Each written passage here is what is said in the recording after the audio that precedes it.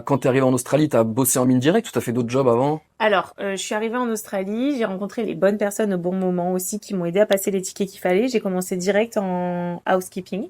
Ah ok, direct en Donc mine. direct en Ah ok, mine, je suis magnifique. arrivée en mars et je suis rentrée en avril-mai, je crois. Ah ouais, Ouais, j'ai eu ça beaucoup bien. de chance parce que du coup, j'ai rencontré des personnes qui étaient déjà en mine, donc qui m'ont bien aidée. Ça, Ouais, j'ai pas à le dire.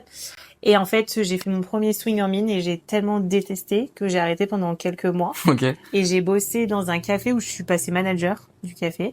Ah ouais. Et en fait, à un moment donné, je me suis dit, je ne gagne pas assez ma vie, je ne suis pas ici pour survivre, mais pour vivre un minimum. J'avais aussi envie de voyager avant de partir dans tous les cas.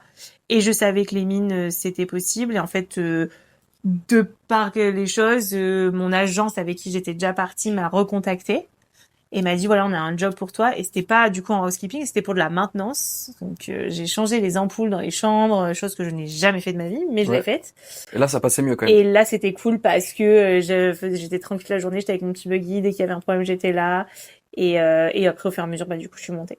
Et là du coup après j'ai pris, on va dire, un peu plus de plaisir à aller bosser que voilà housekeeping où c'est vraiment un taf pour moi très compliqué. Donc, Physiquement c'est très dur. housekeeping, pour ceux qui savent pas, du coup, c'est tu travailles dans le camp où les travailleurs de la mine C'est ça, logent. c'est ça.